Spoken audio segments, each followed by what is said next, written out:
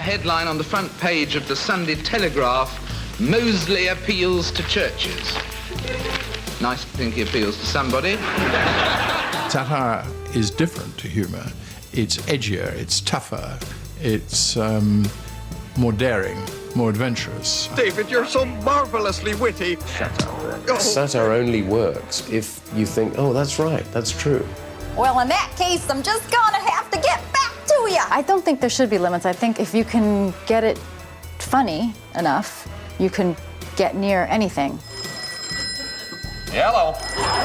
If it's funny, and if it's true, and if it's sharp, then it's satire at its best.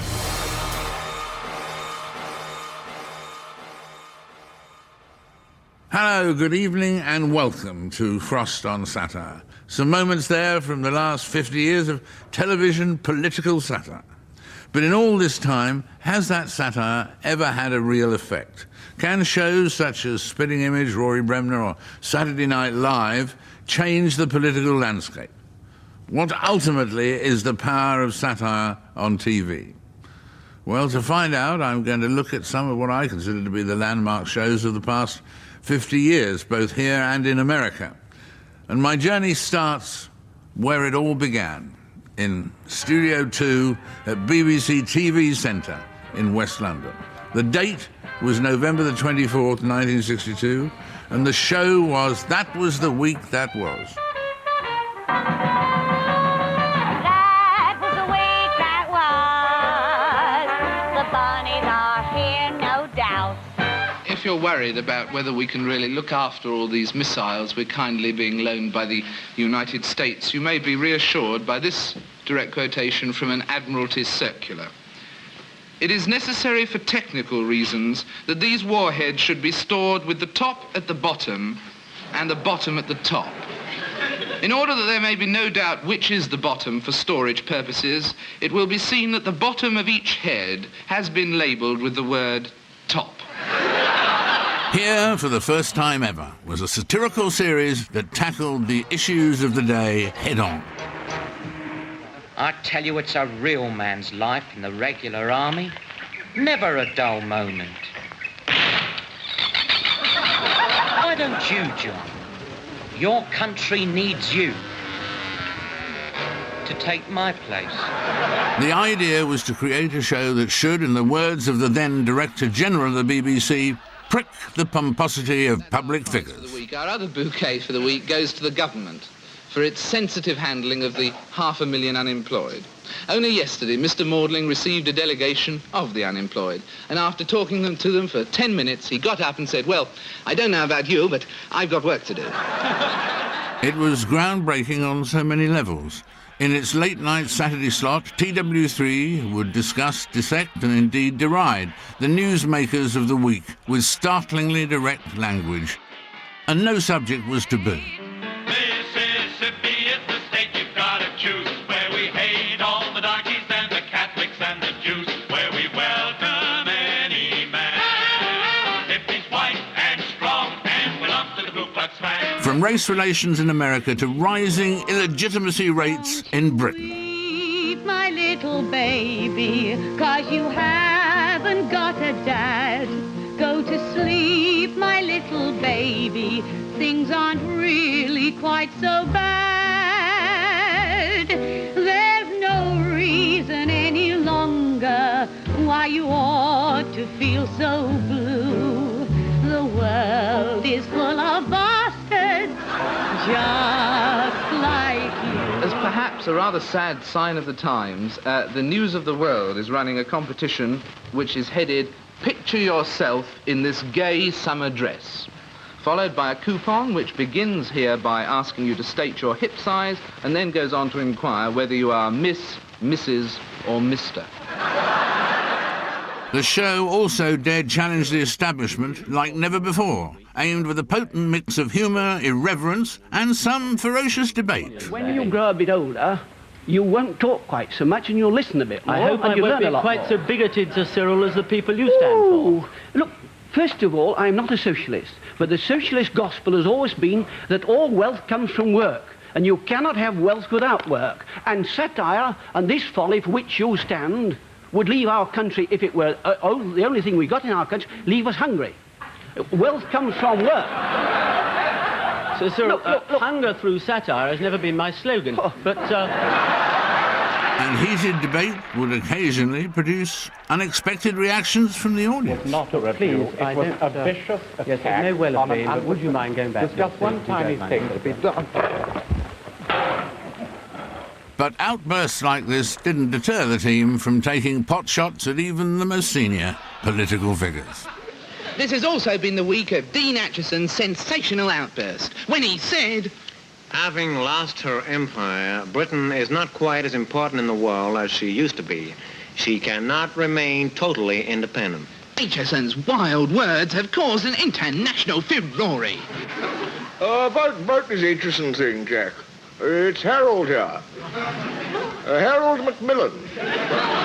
M-A-C-R. Good night. With an unflinching attitude to the status quo, our goal was simply to change the world a joke at a time. And not all the victims of our humour were amused by it. Complaints would pour in, questions were asked in the Commons, the papers had a field day. Despite this, the show ran for 2 thrillingly successful seasons. That was the week that was. Really helped me to get involved in politics. When you started, I became, as a young doctor, an avid fan, and I rocked with laughter and thoroughly enjoyed the whole bloody thing. And I think the spoofing of politicians appealed to me, and still does, even when I'm on the receiving end of it. And I've been quite often on the receiving end of it. But with a general election on the way, lampooning politicians made the BBC nervous. And sadly, for those who loved it, TW3 was cancelled. So we took the show to America. Live from New York.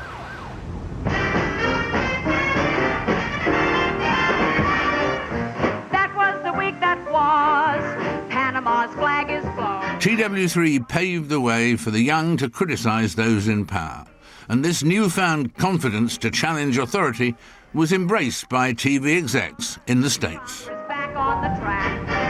The American TW3 began its weekly run in January 1964. To those of you who wrote in that you hated our pilot show, where do you see this one?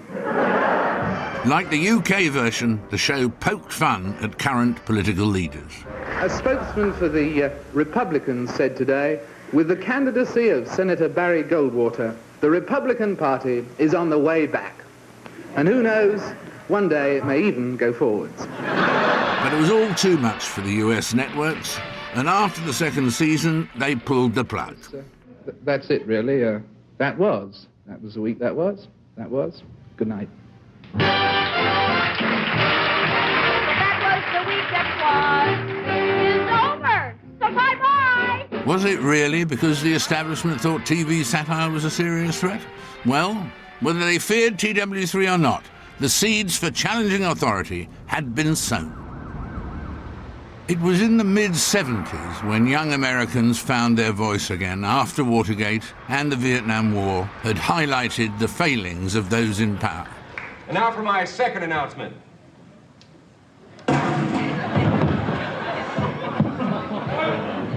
Live from New York, it's Saturday night!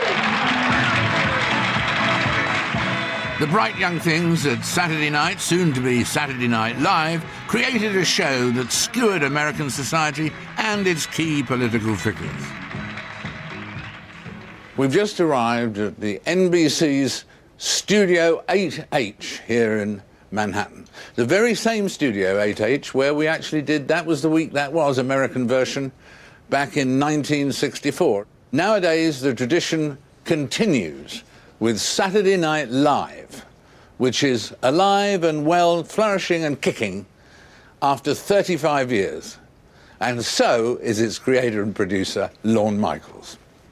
Does satire have to make you laugh? Well, here it does, yeah. With an audience. Yeah. There can be serious satire, I think. I think serious. But not if you've got an audience of 500 people. Yes, and serious comes after. You know, first you have to get the laugh. Right now, I'm going to bring out a very special guest who we've got here with us tonight. This is Jimmy Carter's campaign manager. Now, you described him once as a satirical watchdog of power. Right. Did I? My God. You know, I must have been in a very serious period of my life. Yes, eloquent moment that was, wasn't it?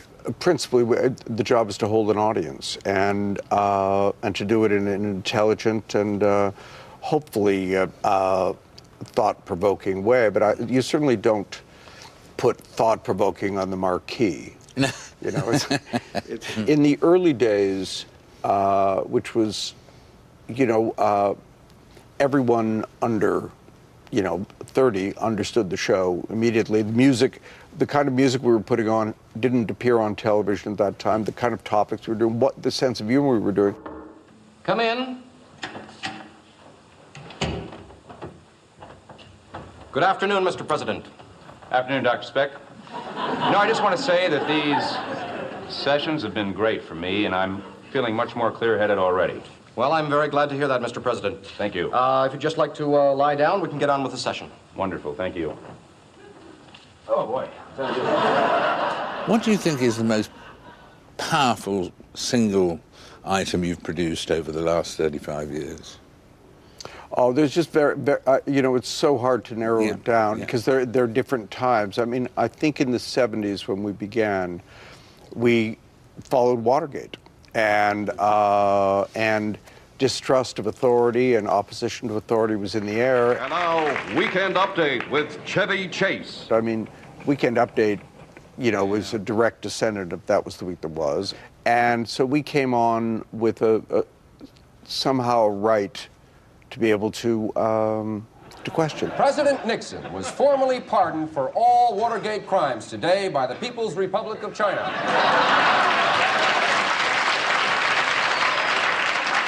Honoring the ailing former leader, the Chinese have named a new dish after Mr. Nixon called, of course, Sweet and Sour Dick. I was a writer predominantly for 12 years out here. Lauren came out looking for writers for this new show, and we met and immediately got on. He was at the Chateau Marmont, a famous old hotel here in Los Angeles. And I spent the day there on an interview with him as he interviewed others. So it was already almost understood that I would come and write that stuff. And then you transmogrified into being the performer with Weekend Update and so on. Never thought that would happen. Lauren pulled that out at the very last minute before the show. And he said, Chevy, get up and do something. And I did some news thing that I'd written, and I was used to doing that. And he immediately said, we've got to use that. And he came up with this Weekend Update concept. And that's where all of that stuff began. Yeah. And I said, that's Sir David Frost. Or I don't think it was Sir at the point, but... That came later. Overworked and exhausted from his flight, the president mistakenly bumped his head on the face of a little girl who was presenting him with flowers at the airport. Smiling but alert Secret Service agents seized the child and wrestled her to the ground. I think the essence of what I wanted to do at the time, and what has been carried on sort of as a tradition on that show, Saturday Night Live at least, the essence of it is to try to get one guy out and another guy in, and we were all Democratic liberals, so that's what we were doing. And in this case, it was a kind of an easy shot. I mean, Gerald Ford was falling all over the place. He was a very sweet man. I liked him very much, and I felt bad that I You got to know him later, didn't you? Yes, I did, yeah. Hello. Hello. Because the other thing that was really original about that was that you obviously aped his gestures and all of that, but you didn't try to be Rich Little. You didn't go for, exact voice reproduction. No, I have no talent in that area. So you were just you, but being Gerald Ford. Bang your head and say, no problem.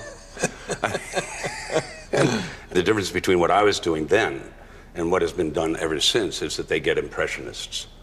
And if the writing is good and the impression is good, it's working.